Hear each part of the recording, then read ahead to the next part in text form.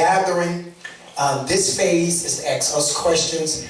I enjoyed everything from Overseer Turner, Pastor Murray. And let me tell you something. Oh, you didn't ask Pastor Murray no questions. Well, because I know he liked the screen and he liked the platform because he was born in Makefoot. You know, to be an R&B singer, you can be. No, I'm just trying to pull out a prophet, because I know what's inside of him. And I want him to come out even the more with what's inside of him. Shiloh Ministerial Alliance is not an organization or a fellowship. It's it's iron sharpening iron. It's where leaders come together and we see what's inside of the people of God. And there's some things that Apostle Turner can pull out of a power that I may not be able to do. And that does not make me less anointed than she is. When I go to her church, I will encourage her church. Or I must say this, in the 21st century, every young preacher, you better make sure that when you on the pulpit that belong to somebody else, you're not building your ministry. You are not called to a church to preach or to minister to build your ministry. You are there to build that ministry that you came there for. And everything you say should be enlightening, should be encouraging, should be strengthened. Even your rebukes. Because listen, I've always been called to come and do revivals, because at the time I was Prophet One. I was always called to come do revival to tell the church off. That's why I do it so what I'm constantly doing. People would invite me to the church saying, oh, you need to get that straight, call Prophet One. Call Prophet One, and Prophet One will come through here, and these pastors will sit on the pulpit, and I will go in, and those people would not come back the next night. The church would be even packed the next night. And I say, you hear Billy, you know, you want to be the Midnight Stars. What is after all I said last night, y'all should never came back here. You might have cried queen. But I'm anointed for certain stuff that you are not anointed to do. So I'm saying this, and I want to address that. I'm saying this, and I got it with all my comical slangs. I rebuked, I correct, I said when and I ministered, but the people embraced it because of where it came from. It didn't come from that, oh, you're supposed to pay your tithes to your pastor, you're a demon, you're a devil. No. I corrected, I spoke on tithing, I spoke on offering, because working with Apostle, with my pastor, spiritual father, Bishop Lawrence C. Ned, I saw the burden. And God never called you as young ministers to go anywhere to minister if you don't already have the burden of your local ministry. You are ineffective as a young minister if you go into a church to preach because you got a hoop, a holler, a squall, and some good riffs. You can do that in the mirror at home. You can do that at Facebook Live. Come on here. But when you come to a church, you got to have the burden. And your job is to make sure that everybody, when I left Living Waters the very first time, I was on my way to go to my cruise. My very first time, I made that show, that church in Conyers was looking at Overseer Turner and Apostle Turner. I didn't leave and go and take no phone numbers. No, hit me up on Facebook. Because if you tell me anything about Facebook, I'm going to fast forward it back to Apostle and she already know. Yeah, I'm going to forward it to her. Because see, if you call me on my phone and we're having an audible conversation, if I don't be recording, then you know I got two phones. So this is for sheeps. This ain't for leaders. Because sheeps will get in your ear as a leader. Young preachers, sheeps will get in your ear. I don't like Pastor Murray. You know, and Pastor Ron think he knew everything, but you know, I got some little oil on me too. They will get in your ear, and then when you get ready to get up and minister, you will start prophesying to Deacon Zay, because he said he got a little oil. He knew he had oil to clean that bald head he got. But he ain't got no oil to get up and preach like Pastor Murray does when I'm absent. I'm not hearing this. You got to know that. Young preachers know that. Know that prophetess, young women young men, don't ever let your physique and your swag and your fineness and cute, sexy bodies be the cause that you get preached called to a lie. All right. Because let me tell you something, I'd rather you be classed as a never been called anointed woman than to be an always called anointed hooker. Come on, because people will call you because they know you're easy. And they know you're vulnerable. And they know that you want to get up there. And then when you look up again, you all messed up and people, you ain't slept with that person, but they'll make all kind of lies on you. Come on, young men, prophet, be very careful indoors. I don't care who called you to go and preach. Overseer, apostle, you know, such. What do you feel? Because first of all, you're an attractive brother. You're bald head. You got that chocolate going on. You know the light skin is still in. But you know, y'all chocolate brothers think y'all got it still together. Y'all think y'all got it. But y'all still standing on the shoulders of us great brothers. We made the way for y'all. We made the way for y'all. Come on, OG. We made the way for them. So, but be careful. Because you're a married man, you're anointed, and there's also oil on your life. And the wrong association, the wrong platform, the wrong pulpit will cause your oil to be contaminated. Singers, come on, all of you guys, you've got to be very careful in the 21st century. Where we are, Pastor Murray said it, we're reckless. That's right. He said it, we're reckless. We are reckless. You talked about the year of the eagle. The year of the eagle. Eagles do not hoop with chickens. Eagles always soars above storms. Man of God said last night, our prayers are too long. Last night, he told us last night, our prayers should be, Jesus, Lord, I believe. Just like you. Matthew 6:33. Come on. Come on. Seek ye first the kingdom. I promise you, you got to. This oil upon his life, the oil. I don't care what nobody, they can see the tattoos, they can see whatever, they can't see it, you know, like I saw. But anyway, you know, but my bro right here, when it was time to say, oh, he cool. That's why, brother, that's why when I first seen your Facebook Live, I said, oh, he got tattoos. He's saved for real. He's saved for real. I'm going to like that, but he's saved for real. And he was sitting out there when he was at the park. Yeah. He was at the park just talking and I said, oh, he got tattoos. Mother didn't tell me that. He's saved for real. I just kept watching. But I say that to say, because even with Pastor Murray, a lot of people see the tattoos. Yeah. And they see the tattoos, and that's why I brought it up. People would see the tattoos and would dismiss. That's it, Apostle. The surviving part. Right. Come on, the surviving part. Because he may not reach all the bishops. Tell them now.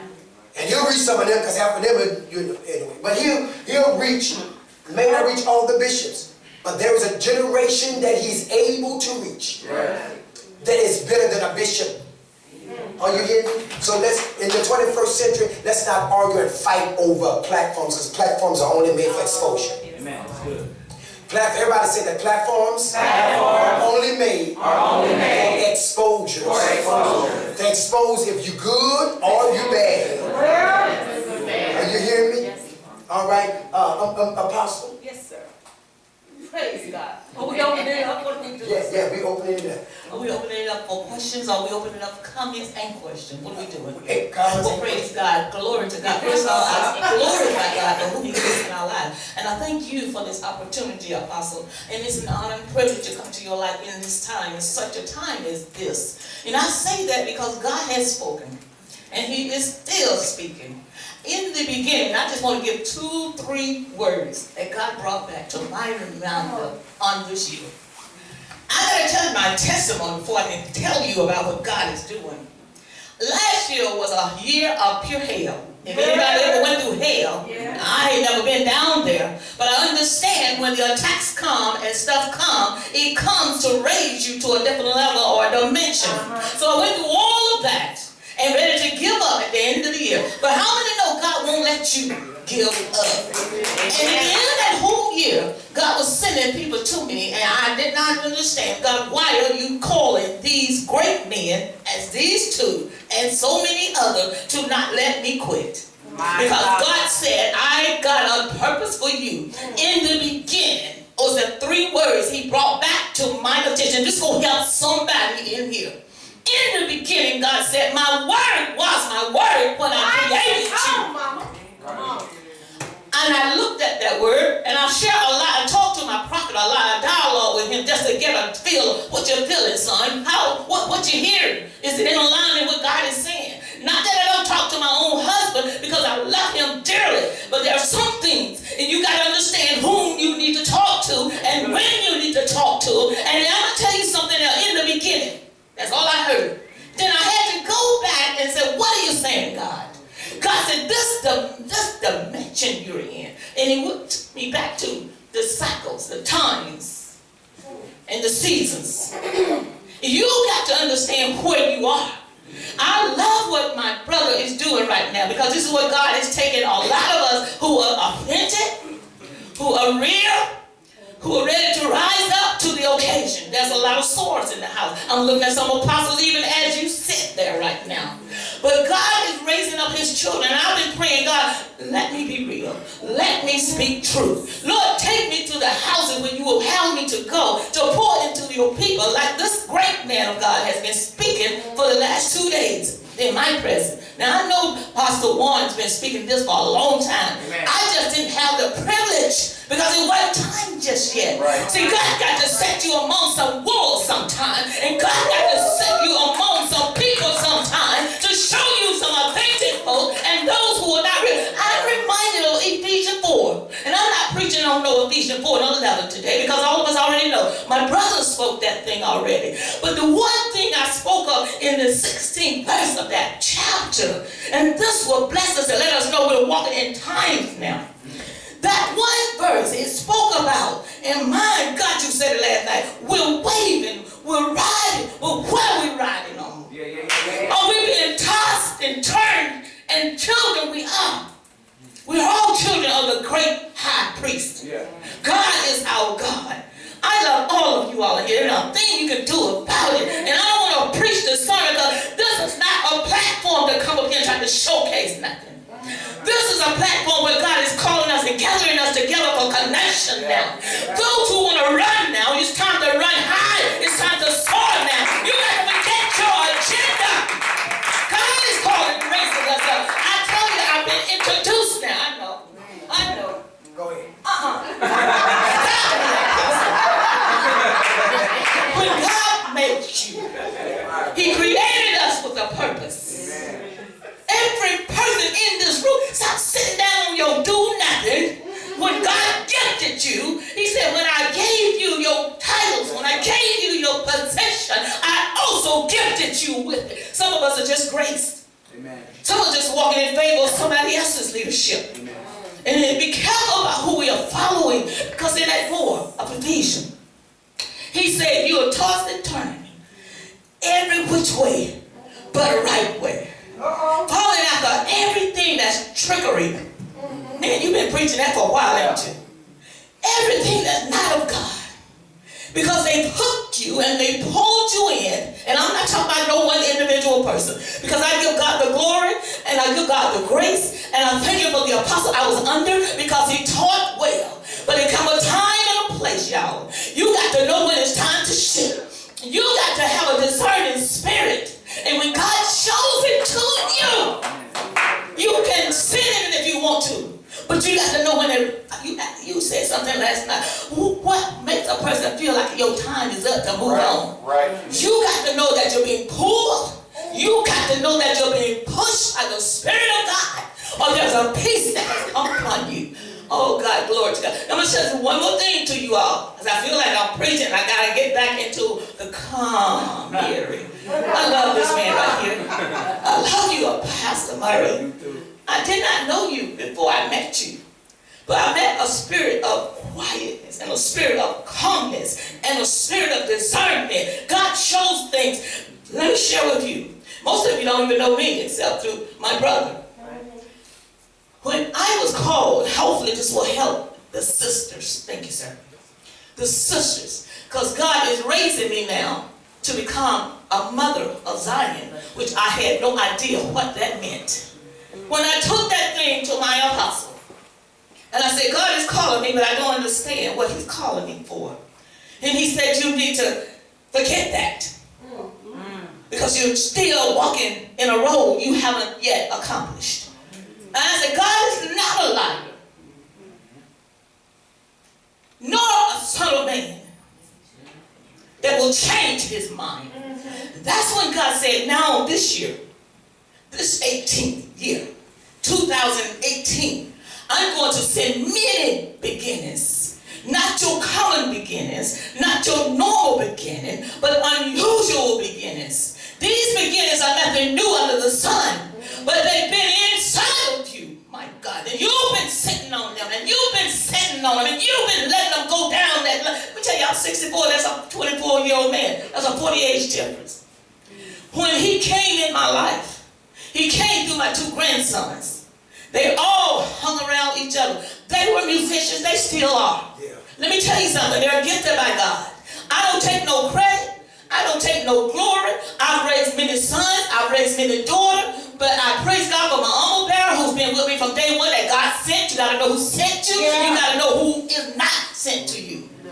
You have to have a discernment. Now, I can speak now because I'm of age. When I tell you something, when I pray to God for my wisdom, when I pray to God for my knowledge, young man, I had to go to Isaiah 11, and I fell in that scripture, and I stayed on my face. I said, now God, why is it that the word you're saying to me doesn't match what's going on in the world? Let me tell you, I got platforms that's already created for you. But you got to be trained. You can't take on this attitude, I got this. I can do it better. I love my brother who speaks boldly and openly. I cannot go into nobody's house. That's why you'll see me say, it's okay, I'm good. Now, what you said to my son, I applaud you. Because I stay on him about that. And that's why I do that, because I see too much more inside of him that got to come out. And sometimes it has to come through another person. What we've been talking about, we got to find real people who are real and true and will teach the word